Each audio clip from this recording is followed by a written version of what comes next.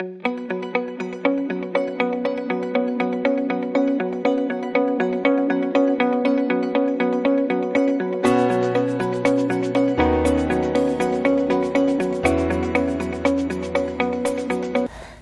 sharing in groups.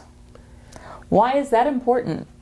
Well, one of the things we discovered in doing consultations for the Healthy Church Initiative was in asking the question of people, tell me about your faith story, or tell me about your journey, or tell me about a time recently you've experienced God. Most United Methodists that we've interviewed couldn't do it. What they would tell us was their church history, which is fine. I got baptized here, confirmed here, I served on the trustees, finance, I moved churches from here to here. And it was a great church story. It was a church membership story. But that's not what the question was. The question was, tell me about your faith journey.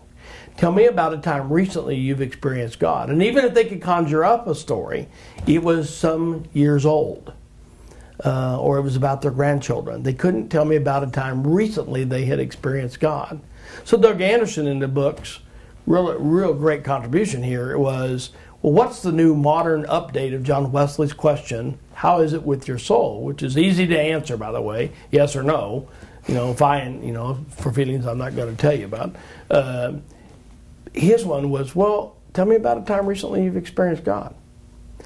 It is important to be able to articulate that, because as you are working with folks through our sequence of trying to move from getting their name to having a conversation, to having an authentic relationship, to having that moment when somebody asks you, why God, you're able to actually share your story.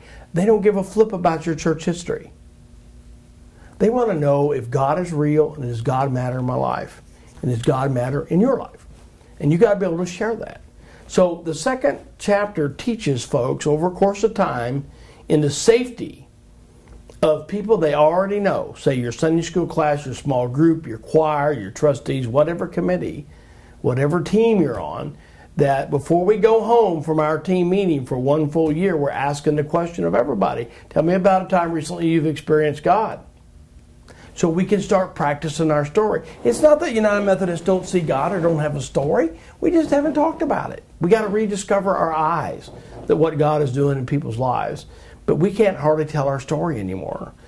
And we're never going to tell it to a stranger or somebody out in the world if we can't even tell it in the safety of our own folks and our own small groups. So the second teaching is, okay, take a year.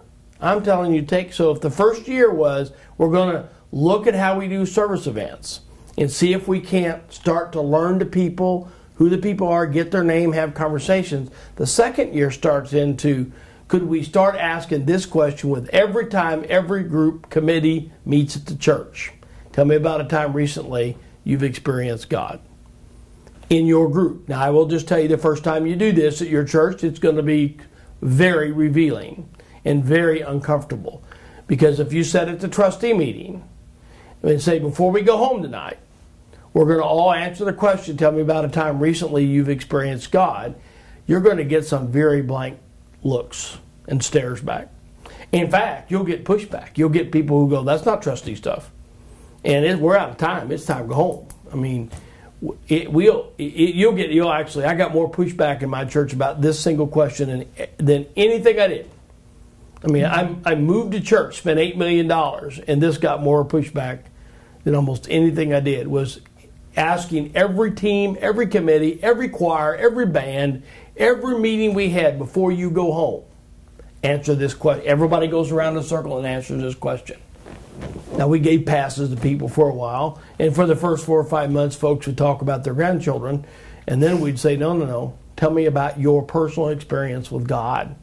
But I would tell you, after a year or so of practicing that, it began to change our experience of church. And I would imagine people start looking for where God's active, and once they have the expectation of having to answer that question. So this is where Wesley is a genius. Everybody thinks that we're Methodists because of the way we organized. That is baloney. That is not why people think we're Methodists. That's not why we were called Methodists. We were called Methodists because we had a discipleship plan. John Wesley had steps for discipleship. John Wesley had accountability for discipleship, accountability for your experience with God. It wasn't about how we organize committees or how we organize the structure. We made all that up. Wesley's big concern was, tell me about your soul. He had very methodical steps about how you went down the discipleship path. And we don't even know what the discipleship path is anymore. The second chapter is trying to go after Wesley's genius, which was, if I'm going to show up at the trustee meeting or the Sunday school class, they're going to ask me this question. What about a time you've experienced God? I better start looking. Well, that's why Wesley asked the question. Mm-hmm. It changes everything. Everything. So, I would invite you to look in your group discussion and ask, what groups could you start with? What would be the easiest group to ask this question in? I made the huge mistake of kind of telling everybody that everybody meets we're going to do this. That didn't go over so well. So my better suggestion would be, what 2 or 3 groups at your church could you begin to ask them to ask this question? So that by year 2, all of the groups are asking the question. Within a year's time, you just keep moving and let people get some confidence and let the story start to get out. And other people will begin to say, what is going on here?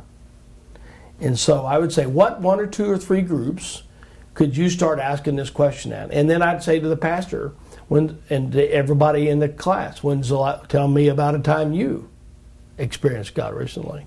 You could start right now in your class.